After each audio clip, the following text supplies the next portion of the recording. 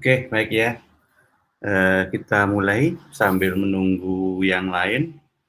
Semoga nanti ada yang gabung lagi. Kita mulai saja ya. Assalamualaikum warahmatullahi wabarakatuh. Waalaikumsalam warahmatullahi wabarakatuh. Oke, walaupun kita hanya berlima, jangan menyurutkan semangat ya. Kita tetap kuliah, semangat. Baik, hari ini kita masuk ke pertemuan ke berapa ya? 8 ya. Atas materi manajemen keuangan yang ada di kelas malam. Minggu yang lalu kita sudah membahas terkait dengan manajemen persediaan. Insyaallah kita lanjut pada minggu ini untuk membahas manajemen piutang. Oke, sebelum kita lanjutkan, mungkin dari materi minggu yang lalu ada yang belum dipahami, ada yang mau ditanyakan? Ya, silakan kalau ada yang mau ditanyakan.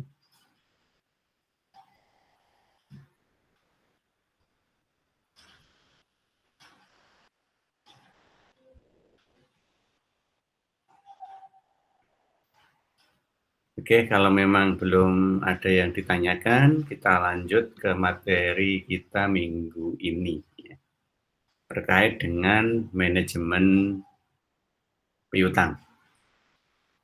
Oke, pada prinsipnya mulai kita membahas manajemen modal kerja sebelum UTS kemarin, kemudian kita membahas manajemen persediaan minggu yang lalu, atau kita bahas manajemen piutang minggu ini dan manajemen kas minggu yang akan datang. Pada prinsipnya itu semua bertujuan untuk memberikan perencanaan atau membuat perencanaan terkait dengan beberapa elemen yang ada pada modal kerja. Kalau di modal kerja, di manajemen modal kerja kemarin itu, kita melihatnya secara makro ya dari seluruh elemen modal kerja yang ada di aktiva lancar. Maka kemudian ketika kita membedakan pembahasannya itu satu persatu terkait dengan elemen-elemen modal kerja ini, pada prinsipnya itu semua adalah untuk mencoba memberikan perencanaan berapa sih sebenarnya nilai yang paling optimal dari masing-masing elemen modal kerja itu dengan menggunakan basis data yang sudah tersedia. Kalau kalian mencoba melihat beberapa ilustrasi soalnya, ya di manajemen persediaan kemarin gitu aja ya, yang kita lihat di slide paling akhir itu semua sebenarnya adalah data. Data yang memang bisa kita gunakan untuk menentukan optimalisasi dari nilai persediaan yang harus kita miliki. Ya. Jadi nilai itu bisa saja berubah-ubah, manakala datanya juga berubah. Ya, di manajemen persediaan itu optimalisasi nilai yang kita ukur menggunakan rumus EOQ kemarin itu sangat fluktuatif, sangat fleksibel, ya tergantung dari data yang ada. Jadi tidak harus kemudian angka-angkanya atau nilai-nilainya seperti itu, tidak. Tapi yang harus ada adalah beberapa data yang memang dibutuhkan untuk menghitung sesuai dengan rumus yang ada, ya. Tapi pada kenyataannya kadang di dunia nyata, di kondisi real, data itu tersembunyi di balik istilah yang bisa saja tidak sama dengan yang kita bahas di perkuliahan. Ya. Disinilah yang kemudian kadang mengaburkan. Karena kita mencarinya hanya berdasarkan istilah yang kita pahami ketika kuliah. Istilah ya. Nah, itu kemudian akan menyesatkan kita. Karena ternyata bisa saja di dalam dunia nyata, dalam kondisi real, di data laporan keuangan, istilahnya tidak sama. Ya. Nah, ini yang perlu kita waspadai. Dengan cara apa? Dengan cara memahami dengan benar maksud dari istilah itu, bukan sekedar arti, tetapi maksud. Terutama kemarin, di persediaan ya, itu kan ada berbagai macam istilah yang dibutuhkan.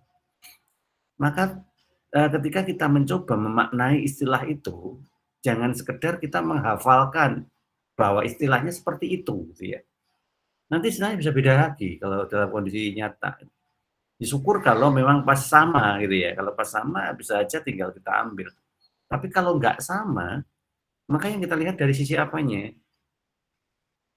Dari sisi karakteristiknya, dari karakteristik dari transaksi itu. Maka cara memahaminya adalah lewat hal-hal seperti itu. Ya. Kalau karakteristiknya itu kita pahami bahwa rekening ini adalah memiliki karakteristik seperti ini, gitu misalkan ya. Nah, maka nanti kalaupun di dalam laporannya itu pakai istilah yang berbeda, setidaknya kita bisa mengetahui bahwa persamaan dari istilah yang ada di rumus itu adalah istilah yang tertuang dalam laporan ini. Ya, seperti itu misal. Itu kalau kalian memahami karakternya. Nah, oleh karena itulah maka beberapa hal yang ada di dalam data laporan keuangan itu ya latihannya gimana? Ya harus sering-sering mencoba melihat beberapa laporan keuangan yang ada, yang tersaji gitu ya. Ya iseng-iseng aja sesekali lihat-lihat laporan keuangan di web gitu ya. Terus kemudian iseng-iseng aja kalau misalkan saya ingin menghitung apa namanya manajemen persediaan itu ya, cari-cari data terkait dengan beberapa hal yang dibutuhkan. Dan kalau memang tidak ada ya coba aja ditentukan sendiri beberapa di antaranya mungkin kita berlatih. Karena kemampuan itu hanya terasah ketika kita berlatih, yang mana itu tidak akan mungkin terjadi ketika kuliah. Ya karena waktunya memang terbatas. Latihannya ya di waktu yang lain gitu. Nah, jadi seperti itu kalau memang menginginkan kemampuannya itu bertambah. Jadi tidak sekedar hanya mampu untuk memahami ketika kuliah, namun juga mampu menerapkannya kalau kita berhadapan dengan data nyata, data real. Nah, hal yang sama juga terjadi di sini, di manajemen piutang. Karena apa? Karena nanti di manajemen piutang itu bisa customize. Ya. Kenapa kok bisa customize? Ya karena di sini kita berhadapan dengan customer secara langsung. Ya. Nah, buktinya apa? Ya buktinya dari pengertian piutang aja dulu. Adalah tagihan pihak perusahaan kepada pelanggan atau customer, ya kan, yang membeli produk. Artinya apa? Ya kita bersentuhan langsung dengan mereka. Dan mereka itu unlimited gitu ya, sangat banyak sekali. Terutama kalau produk kita itu laku banget di pasar. Nah, permasalahannya adalah ketika kita bertransaksi dengan customer itu kita tidak melakukan secara tunai, tapi dengan metode penjualan kredit. Segala sesuatu yang terjadi akibat dari kredit itu pasti membutuhkan waktu yang panjang. Artinya tidak sekali itu kemudian selesai gitu ya. Masih ada beberapa kesempatan yang lain dalam rangka untuk melunasi pembayaran kreditnya.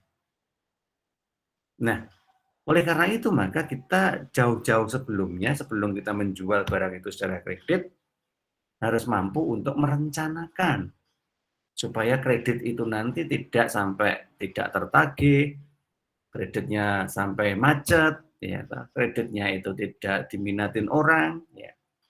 Atau kalaupun diminatin kita tidak bisa ngawal sehingga nilai dari kreditnya itu sangat tinggi. Itu akan membuat laporan keuangannya buruk gitu ya, jelek. Karena potensi macetnya gede. Nah, menurut ketentuan yang ada dari PSAK, besarnya piutang itu sebenarnya untuk dikatakan bagus itu kurang dari 20% atas nilai aktiva. Ya, di bawah 20% dari total aktiva. Itu baru kita katakan piutangnya ya bagus lah. Perkara sehat atau tidak itu nanti karena kita belum mengukur. Tapi setidaknya dari sisi jumlah aja sudah bisa terkendali, kurang dari 20% dari total nilai aktiva. Ya. Nah, hal itu kenapa? Selain karena memang untuk pengendaliannya, tentunya itu juga untuk menjaga supaya biaya yang terjadi terkait dengan piutang itu tidak terlalu besar. Apalagi nanti kalau potensi piutang macetnya itu tinggi, sehingga paling tidak kita harus membuat rekening cadangan kerugian piutang. Ya. Nah, di sini loh yang memang harus kita sadari dari awal. Sehingga jumlah dari piutang harus terkendali, cadangan kerugian piutang juga harus dimiliki. Nah, supaya apa? Supaya tujuan pemberian kredit yang memang rencananya untuk menambah pendapatan itu terrealisasi. Nah, karena apa? Ya, karena sekarang strategi dari penjualan barang itu sudah lazim dengan menggunakan kredit, ya. Karena ada unsur politis penjualan di dalamnya. Misal dengan adanya kredit, maka customer itu cukup membayar dengan harga yang murah dulu untuk uang muka. Sehingga paling tidak jumlah unit yang terjual itu bertambah. Ya, perkara nanti kemudian pembayaran dilakukan secara bertahap, tidak ada masalah. Ya, yang penting kita kawal supaya tidak sampai lepas. Nah, oleh karena itu, ketika kita mengakui yang namanya perolehan penjualan, karena kita menggunakan metode accrual base ya, maka ketika barang itu terjual, maka secara pendapatan kita sudah akui sebesar nilai barang tersebut. Ya, saya moga-moga ngomong seperti ini itu bisa ditangkap ya, karena saya bicara dalam perspektif akuntansi keuangannya. Ya, kita menjual barang, katakanlah ini nilainya adalah 20 juta nih, misalkan begitu. Ya, tapi menjualnya secara kredit dengan uang muka 10%, katakanlah gitu, baru dibayar 2 juta. Nah, meskipun baru dibayar 2 juta secara cash, tapi kita sudah mengakui pendapatan itu sebesar 20 juta karena memang nilai barang yang terjual tadi adalah 20 juta. Nah, dan terus sisanya, Pak, ini kan hanya 2 juta yang masuk ini. Iya, sisanya yang 18 juta kan masih dalam bentuk piutang. Nah, sekarang yang kita lakukan adalah bagaimana kita akan mengendalikan piutang itu. Nah, piutang bisa terkendali apabila di awal sebelum piutang itu terjadi kita sudah bisa membuat perencanaan. Gitu. Sekarang gimana caranya mengendalikan kalau perencanaannya kita tidak miliki? Nah, itu loh ya. Jadi namanya mengendalikan, mengevaluasi itu kan membandingkan antara apa yang kita rencanakan dengan apa yang terjadi. Nah, selisihnya itu yang kita evaluasi, tercapai atau tidak. Nah, seperti itu. Nah, pasti tentunya kalau sudah seperti itu, kita mampu menaikkan laba dan bisa memenangkan persaingan di pasar. Ya, karena kita bisa menjual dengan harga yang kompetitif, di mana kompetitifnya itu adalah kredit. Ya. Tapi tetap aja kan barangnya terjual. Nah, inilah yang menjadi keuntungannya. Oleh karena itulah maka ada beberapa tindakan-tindakan yang harus kita lakukan dalam merencanakan piutang itu. Yang pertama, ya harus menyaring langganan. Jadi tidak serta-merta kemudian kita berikan aja pokoknya orangnya tanya, orangnya mau beli kasih. Ya jangan dulu lah, kita saring. Nyaringnya gimana? Ya tergantung dari kebijakan masing-masing. Ya, apakah berdasarkan dari track recordnya dia, apakah berdasarkan dari kemampuan finansialnya, pekerjaannya, atau apapun lah. Yang pasti penyaring itu harus membuktikan, harus memastikan bahwa yang bersangkutan itu sangat berpotensi untuk bisa melunasi, tidak sampai macet. Ya, kemudian menentukan resiko-resiko kreditnya, supaya apa? Kita bisa membuat antisipasi dari awal. Nanti kalau begini gimana resikonya? Kalau risikonya diketahui terus bagaimana nanti untuk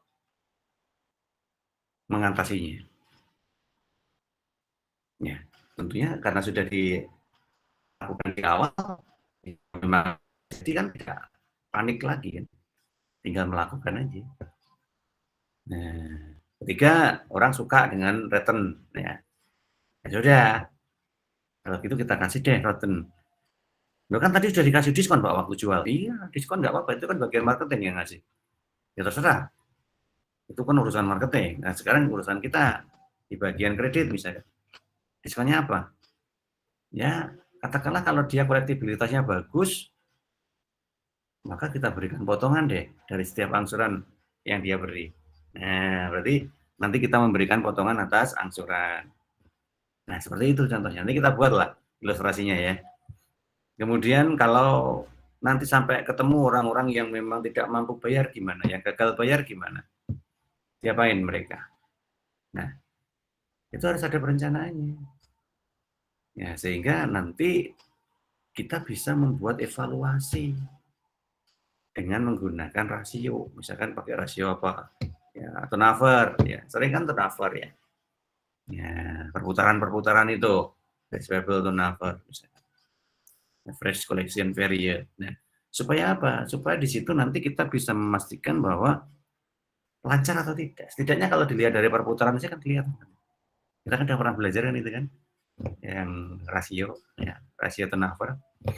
Ya, muka-muka nggak lupa. Ya, kalau lupa itu ya wajar.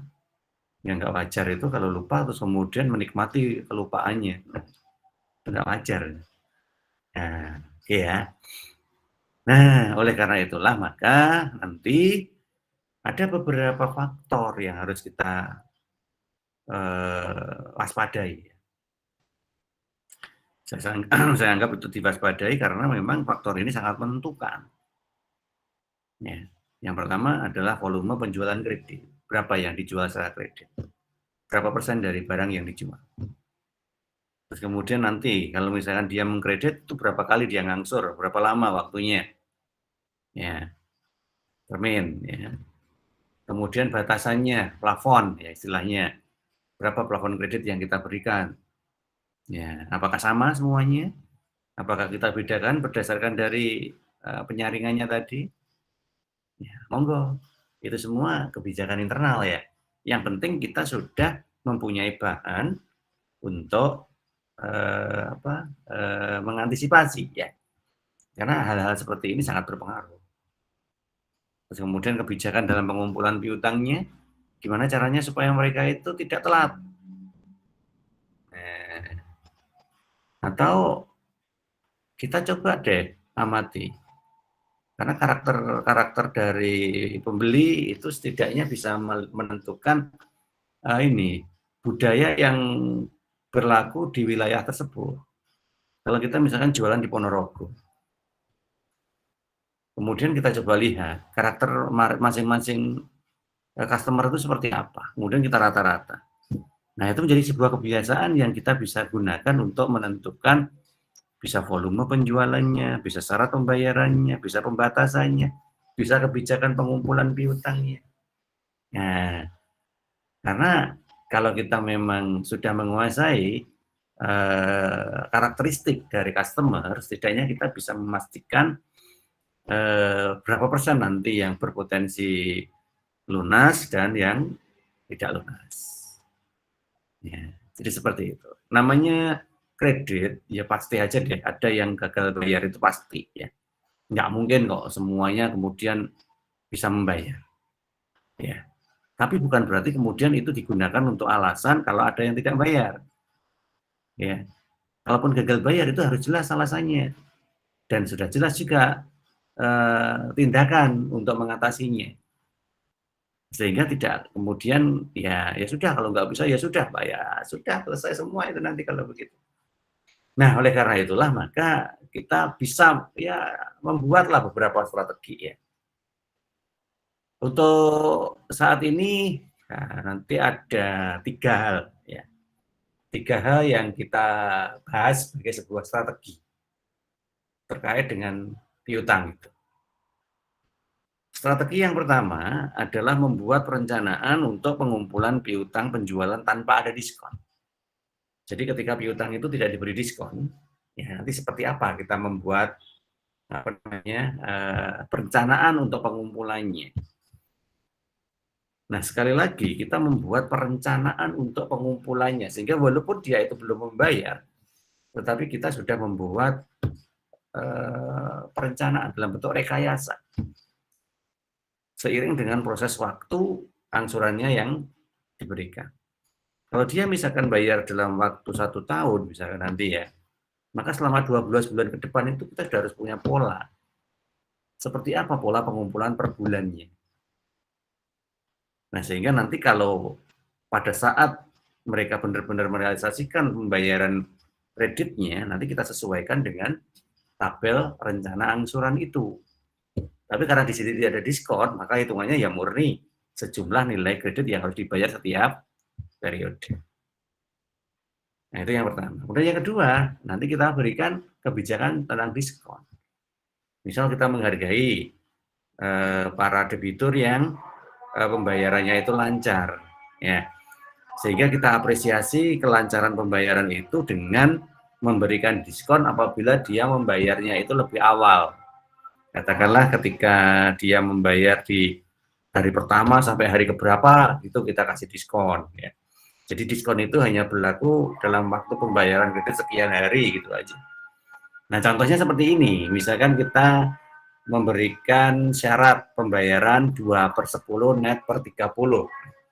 Biasanya kalau di manajemen piutang ini pasti terjadi ini cara diskon seperti ini. Karena ini kode diskonnya. Artinya seperti ini, pembeli itu akan memperoleh diskon 2%, 2% ya, 2% dari apa? 2% dari angsurannya pada periode itu. Misalkan ini bulanan katakannya ya, nah, angsuran bulanan. Bulan itu harusnya dia bayarnya berapa? Nah, katakanlah harusnya bayarnya adalah 300.000. Oke, nah, nanti kalau dia mau membayar mulai hari pertama sampai hari ke-10, kan 2/10 ya, berarti dia mendapatkan jatah waktu 10 hari pertama di bulan itu untuk melakukan pembayaran yang kemudian memperoleh diskon. Ya, selama sebesar 2% tadi diskonnya. Sehingga 2% dari 300.000 itu dipotong. Nah, sehingga yang dibayarkan cukup 300.000 dikurangi 2%-nya tadi. Tapi hanya berlaku untuk 10 hari pertama saja. Kalau ada customer yang membayar di hari ke-11 sampai hari terakhir di bulan itu, ya nggak dapat diskon. Ya dia normal tanpa ada diskon. Nah, di mana net waktunya ini adalah 30 hari. Ya. Jadi kode seperti ini lazim sekali terjadi pada sebuah penjualan berdiskon, ya. Tetapi ingat ya, yang didiskon di sini bukan penjualan barangnya loh ya. Kalau diskon atas penjualan barang itu sudah ada di bagian marketing, bukan di bagian accounting. Di bagian accounting itu mendiskonnya adalah mendiskon dari angsuran yang harusnya disampaikan. Jadi dapat potongan lagi dari angsurannya itu. Nah, perkara angsuran itu tadi sudah dari barang yang sudah didiskon pada bagian marketing itu sudah bukan urusannya accounting gitu ya. Itu sudah lebih dulu. Sehingga harga barang itu harusnya 300.000, ya tahu, kemudian didiskon tinggal bayar 250.000, ya jadi itu sudah bukan urusannya accounting. Ya, 250.000 itu harus dikumpulkan dalam bentuk angsuran. Nah, ketika setiap kali dia mengangsur itu memenuhi syarat diskon ini, maka diskonnya diberikan untuk angsuran yang dibayarkan. Sehingga nanti dia bisa mengurangi lagi jumlah uang yang harusnya disetor. Kita lihat aja ilustrasinya ya. Ini contoh soalnya, wes. Itu aja. Nah, di sini terlihat bahwa bulan penjualannya itu mulai Januari sampai dengan Juni 2015, katakanlah begitu ya. Nah, terus di situ ketahuan ada penjualan totalnya masing-masing bulan sebesar itu ya. 5 juta, 5 juta, 6 juta, dan seterusnya sampai 8 juta itu. Terus kemudian dari total penjualan itu ternyata ada 2 jenis penjualannya. Ada penjualan tunai, ada penjualan kredit. Nah, karena kita itu akan menghitung tentang piutang, maka yang kita pentingkan dari data ini hanya penjualan kredit. Karena penjualan tunai kan sudah selesai, sudah dibayar. Jadi kita hitung piutangnya ya hanya dari sejumlah uang yang belum terbayar dalam kelompok penjualan kredit mulai Januari sampai dengan Juni. Nah, oke, sekarang kita baca lagi kebijakan berikutnya apa? Pembeli mengangsur dengan ketentuan 30% dibayar pada bulan pertama dan kedua, sedangkan 20% masing-masing dibayar pada bulan ketiga dan keempat setelah bulan penjualan. Nah, jadi hati-hati ya ketika akan menyelesaikan suatu kasus. Apalagi kasusnya adalah kasus perencanaan di dalam manajemen-manajemen seperti ini. Kalian harus benar-benar memahami maksud dari kejadiannya. Sebab kalau nggak paham nanti geser itu ya. Nanti kasusnya itu akan diterjemahkan dalam perhitungan yang berbeda ya. Oleh karena itu hati-hati sekali ketika mempelajari data-datanya. Ya, kayak seperti ini terutama ya. Ada data yang mengatakan bahwa angsuran itu dilakukan sebesar 30% pada bulan pertama kedua, 20% pada bulan ketiga keempat setelah bulan penjualan. Nah, kalimat terakhir ini hati-hati juga. Setelah bulan penjualan itu artinya apa? Artinya ketika penjualan itu terjadi pada bulan Januari, maka pengumpulan dari piutang itu dimulai pada bulan Februari sampai 4 bulan berikutnya, karena jangka waktu kreditnya adalah 4 bulan. Ya kan? Demikian juga kalau misalkan terjadi penjualan di Februari, maka nanti start mulai mengumpulkan piutangnya adalah di bulan Maret. Nah, karena 4 bulan, maka Maret, April, Mei, Juni, dan seterusnya. Nah, hati-hati dengan data seperti ini. Ya. Oleh karena itu nanti tolong dipahami benar ketika misalkan melihat kondisi dari data yang harus kalian selesaikan. Oke ya. Nah, sekarang berdasarkan dari data ini, bagaimana kita menyelesaikannya? Ada dua nanti strateginya. Yang pertama adalah strategi kalau tanpa ada tidak ada diskon, dan yang kedua kalau strateginya dengan diskon. Oke, kita mulai yang tanpa ada diskon dulu. Sebenarnya kalau secara hitungan, kalau tanpa ada diskon itu lebih mudah. Karena kita ngitungnya cukup sekali itu selesai udah ya. Contohnya seperti ini. Berdasarkan data kredit tadi kan di bulan Januari itu ada penjualan sebesar 3 juta kredit. Maka itu dijadikan data untuk penjualan bulan Januari. Nah, sesuai dengan ketentuan tadi bahwa penjualan itu mulai dibayarkan kreditnya 1 bulan setelah bulan penjualan. Sehingga penjualan bulan Januari di tanggal berapapun ya mulai dibayar kreditnya pada bulan Februari mulai tanggal 1 sampai dengan akhir bulan Februari. Itu di bulan pertama. Kemudian di bulan kedua mulai tanggal 1 Maret sampai selesai bulan Maret. April, Mei juga sama.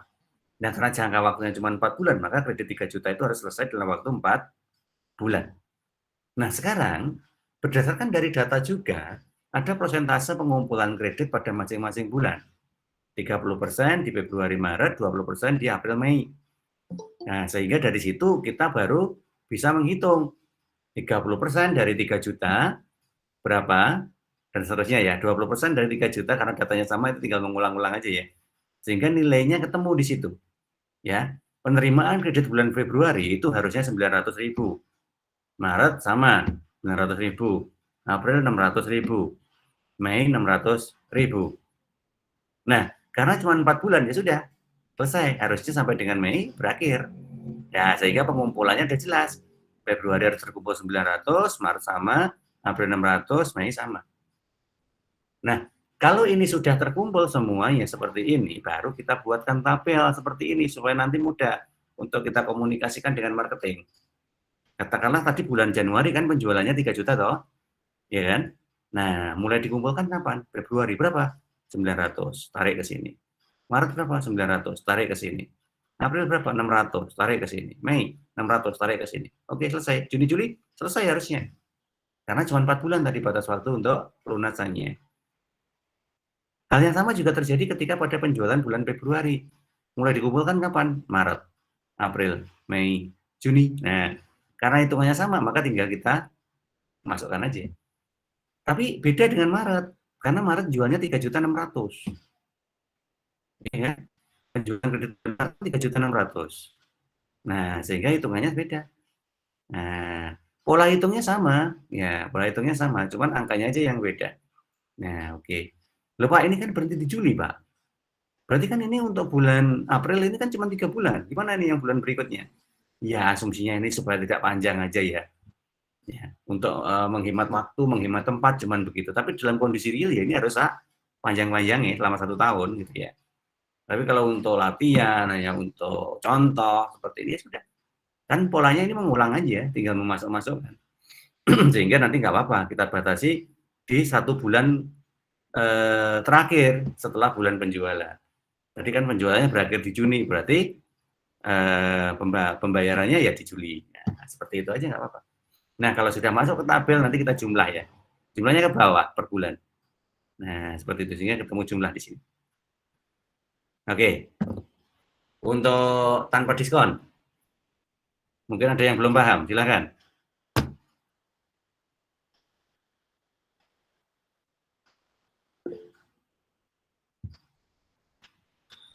Untuk pertanyaan, ayo kita belajar ngomong ya. Jangan hanya menulis. Kalau menulis itu sepertinya nggak bagus lah. Karena kita sekarang lagi belajar.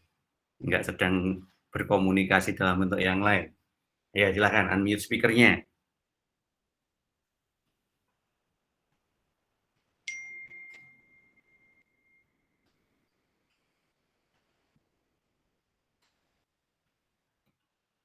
Oke, nggak ada yang mau unmute speaker. Nah, paham ya? Kita membahas apa, maka pertanyaannya ya sesuailah dengan yang kita bahas. Ya, untuk yang lain-lain bisa di awal perkuliahan atau nanti di akhir perkuliahan. Jadi supaya tidak melebar ya pembahasannya, tidak kemana-mana dulu. Kita tadi sedang membahas terkait dengan mekanisme pengumpulan piutang tanpa ada strategi diskon. Ya, itu. Jadi mohon nanti coba pertanyaannya terkait dengan itu. Kalau tidak ada pertanyaan, ya saya anggap paham loh ya. Saya lanjut untuk strategi yang kedua.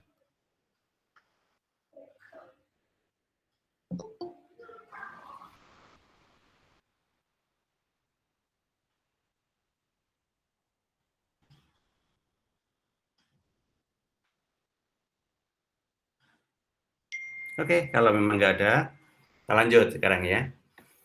Ya, saya kan nggak ngerti pikiran kalian gimana ya. Nggak bisa baca pikiran sih. Maka kalau disampaikan pertanyaan tidak bertanya, ya kita lanjut aja. Sekarang kita pakai strategi yang kedua, yaitu jika kita memberikan strategi diskon. Diskon itu kan siapapun suka biasanya ya, karena bisa mengurangi lah ya. Nah, oleh karena itu bisa jadi strategi diskon itu juga diminati banyak orang. Ya daripada nanti kaku ya, ya pokoknya beli sakmono harus kok kumpul nih, ya, angsur berapa kali ya, itu kan kaku. Nah oleh karena itulah maka katakanlah ada strategi diskon dengan syarat kredit 5/20 net per 60 ya. Masih ingat kan? Belum ada setengah jam, mestinya masih ya. Boh kalau disambi ngopo ngono ya biasanya nggak fokus. Artinya apa? Kita memberikan diskon 5%. Nah, atas angsuran pada bulan itu, biasanya bulan pertama ya, 1 bulan setelah penjualan. Ya, 5%. Tapi apabila mau membayar mulai hari pertama sampai hari ke-20 di awal bulan itu. Di mana jangka waktu pembayarannya kita beri kelonggaran sampai 60 hari.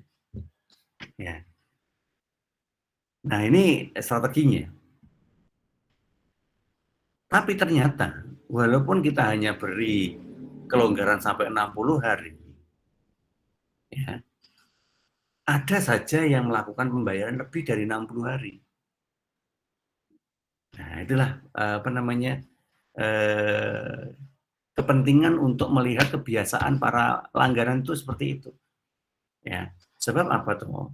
Kalau kita terlalu kaku, membuat ketentuan sesuai dengan apa yang kita inginkan, tanpa melihat situasi yang terjadi di segmen pasar kita, bisa jadi customer nggak ada yang mau gitu loh. Yang murah sih murah, tapi ya kreditnya cepet ya mau ngumpulnya aku ya nggak mau deh.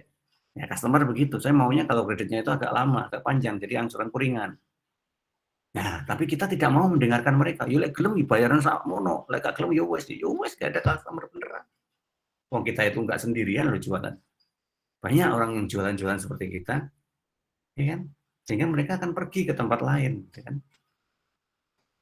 Nah, kemudian siapa kalau begitu customer kita kalau mereka pada pergi? Nah, oleh karena itulah kenapa kok yang namanya penjual, produsen, atau siapapun itu yang ingin menawarkan barangnya, pertama kali yang harus diperhatikan adalah apa yang dimau oleh customer. Bukan semau kita sendiri kepada customer. Nah, kalau kita sudah bisa mendengarkan apa yang dimau oleh customer, kita bisa menyimpulkan. Kalau begitu, strategi apa yang bisa kita berikan untuk itu. Nah, jadi begitu ya. Jangan dibalik, kalau dibalik hilang customer nanti. Nah, oleh karena itulah kita mencoba melihat situasinya. Nah, ternyata situasinya begini. 30% itu membayar pada waktu 1-20 hari setelah bulan penjualan. 20% membayar pada tanggal atau pada waktu 21-30 dan seterusnya itu. 30%, 10%, 10% sampai hari ke-91 sampai hari ke-120. Berarti berapa bulan ya? 120 hari ya? 4 bulan kan? Ya sudah kalau begitu kita buat ketetapan tidak 60 lagi, tetapi 4 bulan. Nah, karena memang customer seperti itu kebiasaannya. Nah kalau kita tetap paksakan 60 Pak, ya sudah berarti hari ke-61 sampai hari ke-120 artinya 2 bulan terakhir didenda kabeh. Nah sesuk balik nggak kira-kira customer-nya didenda kayak begitu itu? Ya balik, oh ada pesaing yang lain kok. Ngapain masih ngikutin orang yang suka denda-denda kan begitu. Ya sudah kalau gitu kita free kan enggak ada denda. Ya sudah, kita beri waktu sampai 4 bulan. Nah, prosentasenya seperti itu. Nah, kalau memang kita sudah mengerti persentase, walaupun persentase itu perkiraan ya, namanya juga perencanaan, ya kan? Jadi bukan itu real. Real dalam pengertian kemarin, ya kemarin seperti itu kondisinya. Nah, dari yang kita simpulkan atas kejadian kemarin itu, kita tarik untuk membangun perencanaan di waktu yang akan datang. Karena asumsinya apa yang terjadi kemarin itu masih terulang di masa yang akan datang. Nah, sehingga persentase-persentase itu kita jadikan panduan, patokan. Kalau misalkan itu bergeser gimana dalam kondisi nyatanya? Boleh bergeser asal di bawahnya. Ya, tidak boleh lebih dari itu. Supaya apa? Ya supaya kita bisa ngendaliin. Oke, bisa dipahami ya? Nah, sekarang kita coba hitung. Nah, anggaplah untuk mudahnya kita latihan pakai 6 bulan aja. Sama seperti tadi. Penjualan bulan Januari sampai bulan Juni. Sekali lagi yang dilihat hanya kredit ya. Yang lain tidak usah. Karena yang jadi fokus hitungan kita hanya penjualan kredit. Datanya sama dengan yang tadi tanpa diskon. Sama persis. Ya. Nah, sekarang kita hitung. Untuk penjualan dengan diskon ini, di bulan pertama, itu ada 2 kali perhitungan. Oke, tolong itu diingat. Di bulan pertama, ada 2 kali perhitungan. Perhitungan yang pertama adalah tanggal 1 sampai tanggal 20. Di mana itu adalah periode diskon. Ya. Oke, sekarang kita lihat ya. Penjualan kreditnya kan 3 juta nih bulan Januari. Jadi stok mulai dikumpulkan kan Februari, karena tadi ketentuannya 1 bulan setelah penjualan. Ya, artinya bukan 1 bulan utuh dihitung mulai tanggal ya. Artinya hanya bulan aja. Sehingga penjualan bulan Januari tanggal berapapun, katakanlah Januari tanggal 30 gitu ya. Ya startnya tanggal 1 Februari mulai langsung. Belinya itu tanggal 2 setelah tahun baruan, ya startnya mulai bulan Februari tanggal 1 sama. Jadi nggak peduli tanggal berapapun selama bulan Januari itu start mulai bayar 1 bulan berikutnya yaitu 1 Februari. Nah, ternyata hari pertama sampai hari ke-20 di bulan Februari itu adalah periode diskon. Dan berdasarkan dari data tadi ada 30% yang membayar di situ. Ya kan? 30% dari 3 juta berapa? 900.000. Oke, normalnya sekian bayarnya. Normalnya. Tetapi diskon 5%. Sehingga potongannya adalah 45.000 ya, 5% dari 900.000 Berarti yang dibayar di periode diskon itu berapa? 855.000. Itu hari ke-1 sampai hari ke-20. Tapi kan belum selesai, masih ada hari berikutnya di Januari. Iya, hari ke-21 sampai akhir. Ya, mau tanggal 28, mau 29, mau 30 kalau ada. Ya. Anggaplah di situ ada 20% yang melakukan pembayaran di periode tidak ada diskon di bulan Februari itu. Ya udah, dia hitung nggak ada diskon, berarti berapa? 20% kali 3.600.000. Nah, karena ada 2 pembayaran, maka kita jumlahkan. Berarti pembayaran bulan Februari itu adalah 855 ditambah 600. Nilainya 1.455.000 Februari. Ya. Nah, kemudian di bulan kedua, Pak, ada 30%. Tidak ada diskon. Karena diskon hanya sekali diterapkan di awal. Jadi hitungannya normal, kayak tanpa diskon tadi ngitungnya. 30% dari 3 juta, 10% dari 3 juta, 10% dari 3 juta, udah. Sehingga pengumpulan bulan Februari, Maret, April, Mei, udah ketemu. Nah, nanti kalau sudah ketemu, masukkan lagi ke tabel. Seperti tadi ya. Nih, Januari jual 3 juta. Terkumpul di Februari sekian, Maret, April, Mei. Nah, begitu. Kalau sudah, berarti ngitung di penjualan bulan berikutnya. Kita hitung penjualan bulan Februari. Penjualan bulan Februari mulai dibayar Maret. Sama di situ. 1 sampai 20 hari pertama di bulan Maret adalah periode diskon. Jadi periode diskonnya itu setiap bulan ya. Tapi hanya di awal bulan saja. Loh Pak, berapa kali dong dapat diskon? Loh enggak. Karena tergantung membelinya di bulan apa. Yang membelinya di bulan Januari ya dapat diskonnya hanya di bulan pembayaran Februari. Yang belinya di Februari ya mulai dapat diskonnya ketika mulai bayar di bulan Maret dan seterusnya. Jadi cuma sekali di awal bulan selama 4 bulan waktu angsuran itu. Ya, cara ngitungnya sama ya. Jadi tidak perlu saya cerita lagi ya. Nah, dan angkanya juga kebetulan sama. Ya sudah, itu bisa copy paste, masukin aja ke sini. Nah, jejer-jejer ke sini.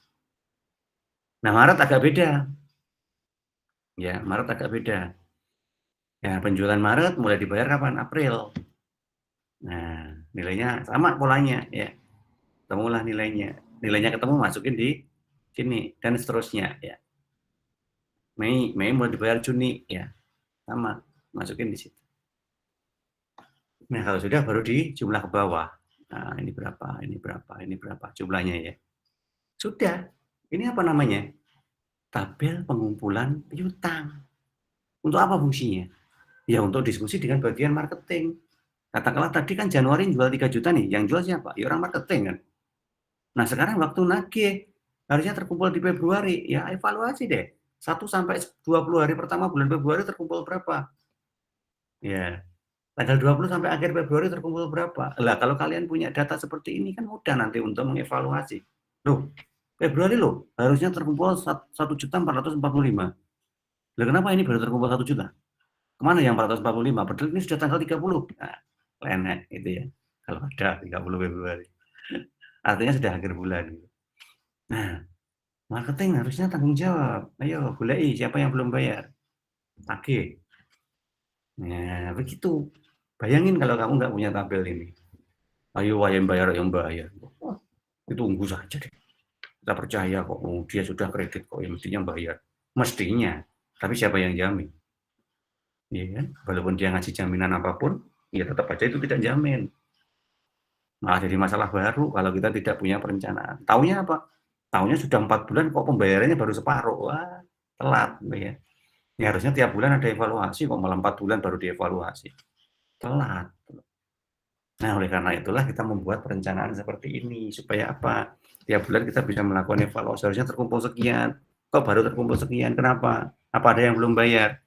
Sudah bayar semua kok. Lah, udah bayar semua kok terkumpulnya nggak sesuai. Oh, ternyata yang dibeli beda. Jumlah kreditnya tidak sama. Nah, ada alasannya kan?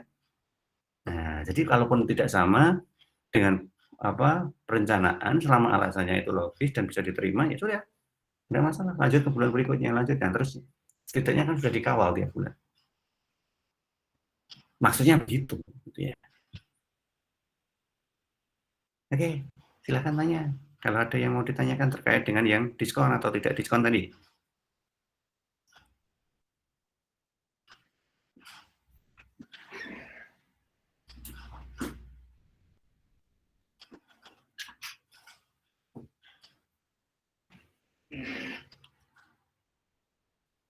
Oke. Kalau nggak ada yang nanya, silent is understand. Ya, semoga Mohon understand maaf. beneran. Ya, monggo Pak Ida. Kalau semisal itu dilunasi pas belum, gimana Pak? Pelunasan di awal. Iya. Ya, lebih baik. Pelunasan itu kan bukan bagian dari perencanaan ya. Sekali lagi itu dulu. Yang sekarang kita buat ini adalah perencanaan dalam pola normal. Tanpa memperhitungkan pelunasan lebih cepat atau pembayaran yang menunggak. Tidak. Kita belum memperhitungkan itu. Kalau misalkan dilunasi di awal, ya sudah, nggak ada masalah. Ya kan? Katakanlah nanti penjualan Januari, ya bayar barang di Februari, ya nggak masalah, monggo. Berarti nanti Maret, April, Mei kosong kan? Karena jumlah ini masuk semua di Februari. Loh, terus Pak, kan ada 2 periode tadi di Februari, ada yang diskon, ada yang enggak, kan gitu kan ya. Terus gimana kalau dia ngelunasinya itu di hari waktu diskon? Ya sudah, lebih bagus. Ketika dia di hari pada saat diskon, nah itu tergantung berapa persen yang melakukan pelunasan di situ, ya kan? Kalau cuma 1 orang aja, ya sudah 1 orang itu berapa nilainya? Ini tadi kan 30% itu dari seluruh penjualan yang kita hitung. Kita tidak menghitung per orang kan, tidak menghitung per orang. Nah, kalau ternyata yang lunas itu cuma 1 atau 2 orang, ya sudah dimasukkan aja di sini, di tabel nih ya, masukin di sini, dijumlahkan. Sehingga mungkin saja nilai tabel di bulan Februari itu lebih dari 1.445. Katakanlah menjadi 1.500.000 gitu ya. Karena ketambahan dari 1 orang yang melakukan pelunasan langsung di bulan Februari. Nah, nggak masalah. Ternyata realisasinya lebih tinggi. Nah, di sini nanti bawah ada penjelasannya. Realisasi bulan Februari lebih tinggi daripada perencanaan karena, nah, begitu, Pak. Nggak ada masalah, itu lebih bagus. Atau sebaliknya, nunggak, Pak. Nggak bayar. Gimana ini? Februari harusnya bayar, tuh nggak bayar. Ya harus ada penjelasannya. Kenapa kok nggak bayar? Terus apa mitigasi yang sudah dilakukan? Nah, jadi begitu aja. Untuk kebijakan lebih jauhnya gimana? Bukan urusan kita lagi, itu udah urusan manajemen. Nah, jadi begitu. Counting itu fungsinya menyajikan data, menganalisis data, dan memberikan masukan. Ya, memberikan masukan terkait dengan tindakan apa yang seharusnya dilakukan jika terjadi masalah. Tapi bukan sebagai pelaku untuk mengatasi masalahnya. Mulai juga mengatasi masalah kok ramen bagian keuangan ki urusannya karo data kok kon lagi. Ya enggak lah, itu bagian penagihan kan ada sendiri. Nah, jadi seperti itu ya.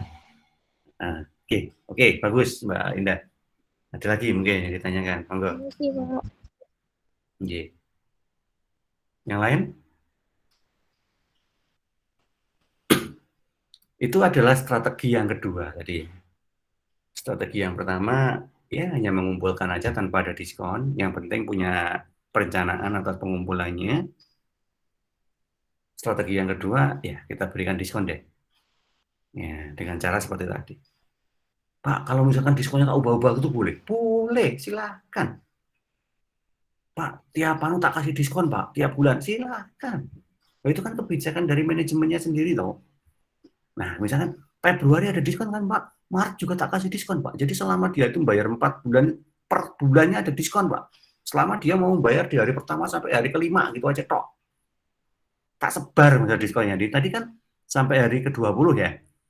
Nah, ini kan tak sebar, Pak. Ini 5 hari, ini 5 hari, ini 5 hari, ini 5 hari. Sama-sama 20 kan, Pak. Tetapi ini tak sebar sampai 4 bulan. Masing-masing bulan tak kasih diskon lagi. Boleh nggak? Boleh. Terserah kalau yang itu ya. Terserah. Mau di-customize seperti apapun ini, boleh. Tapi dalam kondisi real loh ya. Jangan sampai meng-customize semaunya sendiri atas jawaban soal yang sudah dibuat. Wah, tak boleh.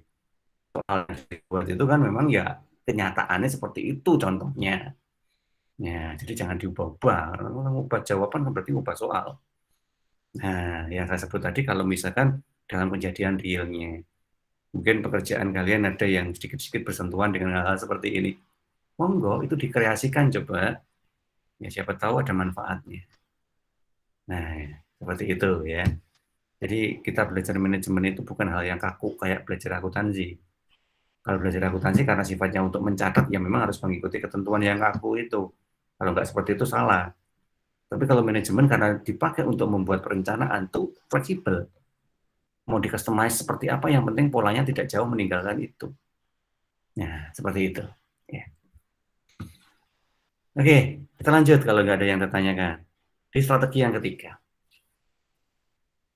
yaitu menambah jangka waktu kredit. Anggaplah biasanya kita hanya memberikan jangka waktu 30 hari, katakanlah begitu. Kemudian atas masukan beberapa customer itu menginginkan waktunya diperpanjang untuk pengumpulan kreditnya. Jadi 60 hari itu misalkan ya. Nah, kita mengikuti nggak maunya customer, karena tadi kan sudah saya sampaikan kalau customer itu ya harus diikutin karena memang dialah yang bisa mensupport kita. Tetapi tidak semua apa yang dimau itu harus diikuti. Harus ada analisisnya dulu, perhitungannya dulu.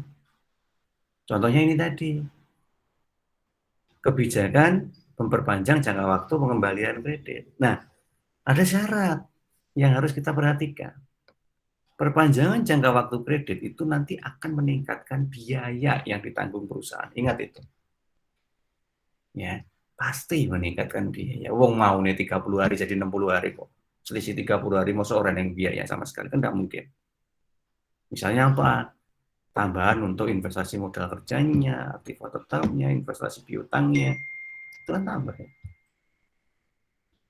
Nah, sehingga kita harus membuat ketentuan seperti ini. Apabila hasil yang diharapkan dari perpanjangan tersebut bisa lebih besar daripada biaya yang dikeluarkan, maka kita baru mengizinkan ada penambahan jangka waktu kredit. Jangan sampai gara-gara kita mau menolong customer, justru biaya yang kita keluarkan itu gede, lebih besar daripada keuntungan yang kita terima.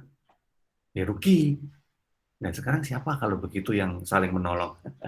Kalau kita sudah rugi kan tidak mungkin customer kemudian ganti menolong kita. Nggak mungkin kan?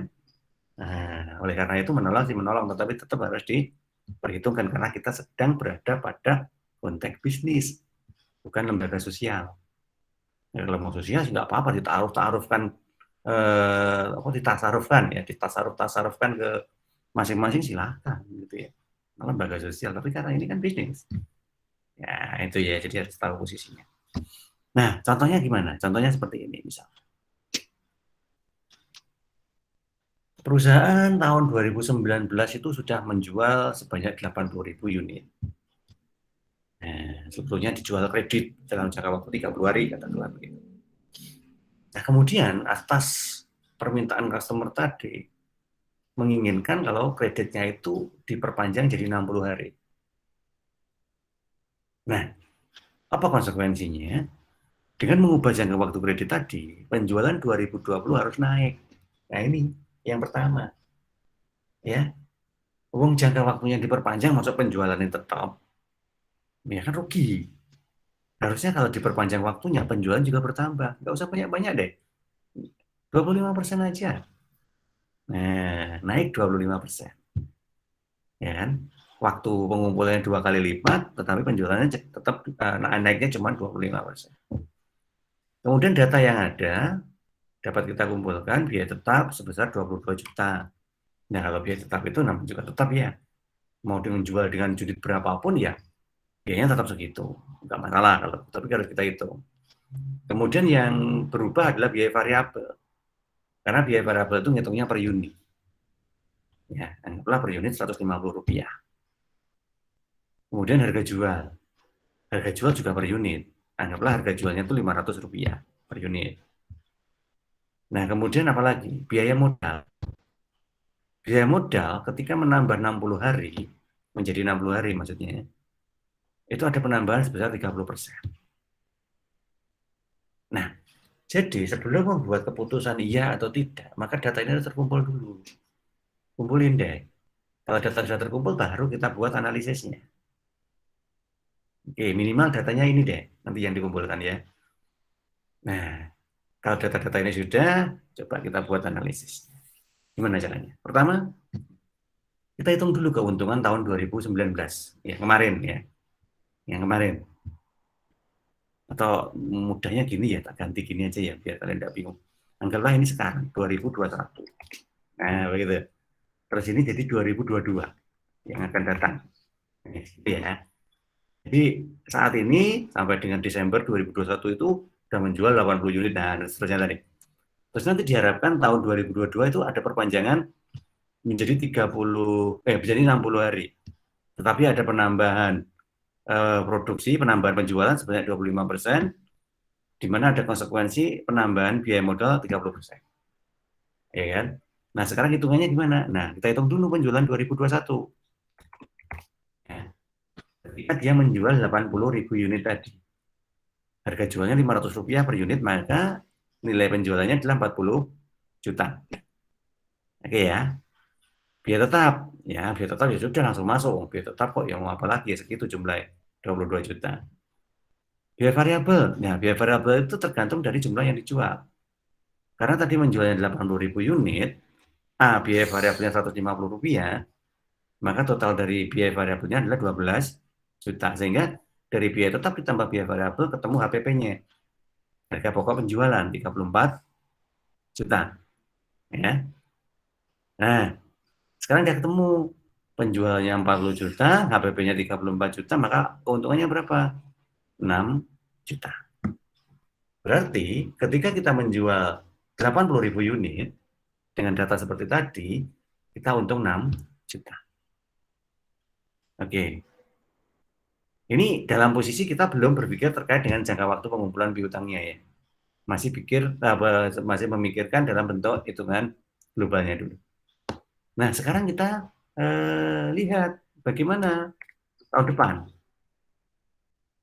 Rencana untuk tahun depan. Naik 25% kan? Berarti menjadi 125%. Dari 80.000 menjadi 100.000. Ya. Jadi tahun depan kita akan menjual 100.000 unit. Berarti berapa penjualannya? Harga jualnya tetap. Maka kita memperoleh pendapatan 50 juta. Biaya tetapnya sama, 22 juta. Ya, biaya variabelnya karena unitnya naik berarti menjadi 15 juta. Walaupun biaya variabelnya A unit sama. Sehingga HPP-nya menjadi 37 juta. Ya, penjumlahan dari kedua biaya ini. Nah, sekarang labanya ketemu. 50 juta dikurangi 37 juta HPP. Adalah 13 juta.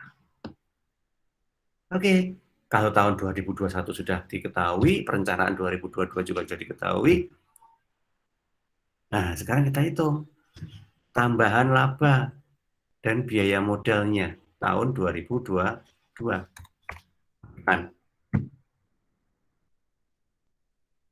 Tambahan labanya adalah 7 juta, yaitu selisih antara 13 juta dengan 6 juta. Ya. Jadi kita mempunyai tambahan 7 juta. Itu dengan asumsi jangka waktu kreditnya naik dari 30 hari menjadi 60 hari. Nah, sudah selesai sampai di situ? Belum. Nah, sekarang kita hitung tambahan biaya modalnya. Karena kita belum menghitung biaya kan tadi, biaya modal. Kita baru menghitung keuntungannya. Nah, gimana caranya menghitungnya? Nah, seperti ini. Investasi piutang tahun 2021 tadi ya. Ini 2022. Nah, ini tadi kan masih 30 hari pengumpulan piutangnya kan? Oke, 30 hari kali HPP-nya. Nah, coba kita lihat tadi HPP-nya. HPP-nya berapa? 34 juta kan? Di tahun 2021. Nah, kalikan 30 hari kali 34 juta dibagi dengan jumlah hari dalam setahun, 360 asumsinya kan. Maka ketemu investasi piutangnya adalah 2,8 juta. Oke. Nah, sekarang tahun depan naik 60 hari. Ya. Berarti 60 hari kali HPP tahun 2022 berapa? Nah, ini 37 juta kan. Oke, masukin. 60 hari kali 37 juta. per 360. Maka ketemu 6.166. Nah, kalau begitu tambahan dari modal investasinya berapa? Ya selisihnya ini 6.166 dikurangi 2.833. Ya menjadi 3.333. Nah, ini tambahan biaya modalnya. Nah, tapi tadi kan hanya 30%, tapi tambahannya tidak semuanya, tidak 100%. Ya, kalau begitu ya kita ambil 30% dari ini. Ya, 30% dari 3.333. Anggaplah dibulatkan 1 juta. Ya, 1 juta. Nah, dari sini sudah bisa kita bandingkan. Ya kan? Tambahan labanya tadi sebanyak 7 juta kan selisihnya. Dan tambahan biaya modal yang cuma 30% itu 1 juta. Nah, sehingga kebijakan tersebut bisa kita putuskan berani. Karena apa? Keuntungannya jauh lebih besar daripada tambahan biaya yang kita keluarkan. Nah, kalau kita mau kreatif, nanti kita bisa mengubah-ubah ini. Contoh, ini tadi kan cuma 30% kan Pak tambahan biaya modalnya. Bisa jadi lebih loh Pak. Ini bisa jadi 50%. Ya monggo silakan ini dihitung 50% ketemu berapa. Dengan asumsi semua data yang lain sama. Nah, berani nggak? Oh, masih berani Pak. Ya silakan. Berarti kita bisa melonggarkan biaya modal sampai 50%. Oke, atau lagi, oh ini Pak, untuk ngitung laba, misalkan labanya besar Pak, 7 juta. Nah, kalau misalkan kita buat rank yang lebih fleksibel gimana? Ya harga jualnya kita naikin. Nah, ini kan tadi Rp500, coba jadi 600 gitu ya. Nah, jadinya seperti apa? Udah adek lah. Atau kemungkinan biaya variabelnya Pak, tambah. Oke, silakan. Nah, sehingga kalian bisa membuat customize dari sini. Oh, kalau biaya variabel tambah berarti harga jual harus dinaikin. Nah, walaupun seperti itu nanti biaya modalnya bisa kita estimasi juga naik sehingga kita masih untung. Nah, kalau masih untung berarti dari 30 hari menjadi 60 hari masih oke. Nah, monggo itu customize banget ini ya. Yang penting polanya jangan diubah. Pola penyelesaiannya ini. Kalau masalah data silakan diganti-ganti. Dari situ kalian nanti bisa memberikan sebuah pola-pola baru di angka-angka yang baru untuk sebuah apa namanya pola perhitungan yang baru juga. Oke, oke, ini 3 metode ini aja yang kita bahas malam hari ini. Monggo, kalau ada yang mau ditanyakan silakan.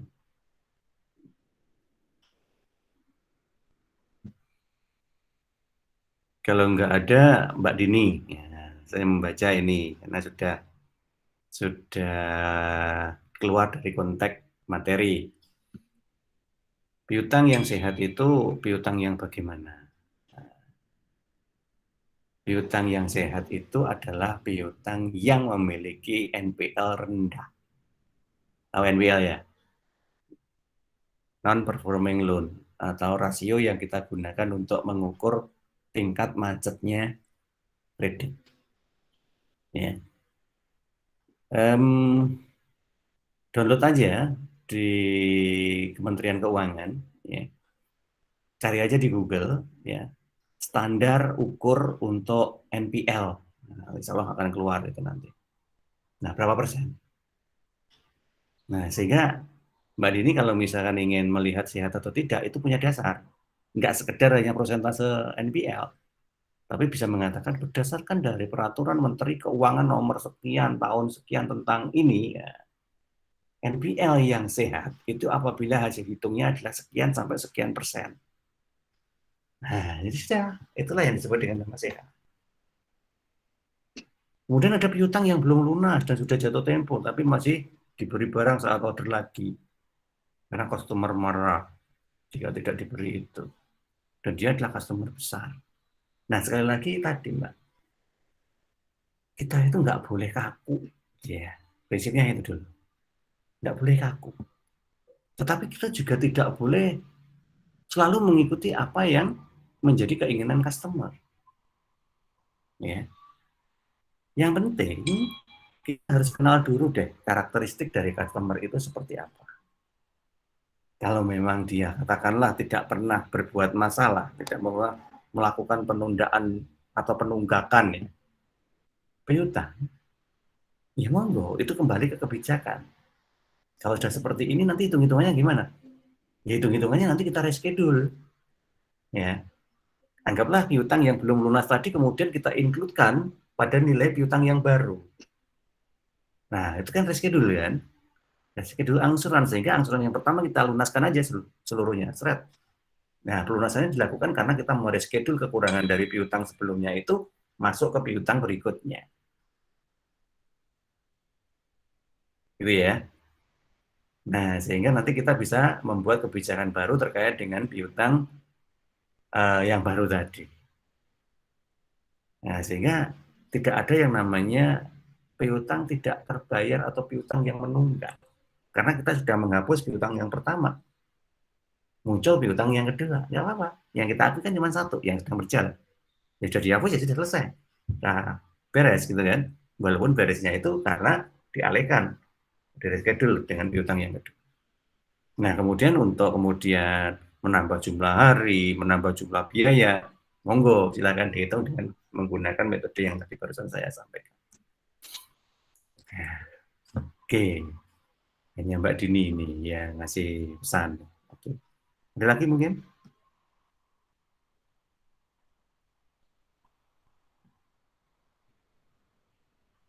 Oke, kalau memang tidak ada, ya sudah ya. Jangan lupa absen ya. Minggu yang lalu lupa absennya ya. Saya absenkan semua tapi ya. Siapa wes. Minggu ini ada berapa ya hadir? 1, 2, 3, 4, 5, 6, 7. 1 yang nggak ada berarti ya. Ya, tadi Mbak Joven sakit. Semoga lekas sembuh. Oke, mungkin begitu yang bisa kita bahas pada malam hari ini. Jika masih ada yang memang perlu ditanyakan, baru pikirannya nanti malam. Kurang kerjaan Bapak, capek-capek malam-malam mikir. Ya siapa tahu ya. Ya kalau enggak ya besok atau kapan. Monggo silahkan di WA. Usahakan membiasakan di grup ya. Supaya yang lain juga tahu nanti. Kalau memang urusan materi ya. Nanti kalau bukan materi yang lain ya monggo, kalau WA secara pribadi saya monggo silahkan. Oke, mungkin begitu yang bisa kita bahas malam hari ini. Semoga bermanfaat. Insya Allah kita ketemu minggu depan untuk membahas manajemen kas ya. Manajemen kas. Oke. Terima kasih untuk semuanya.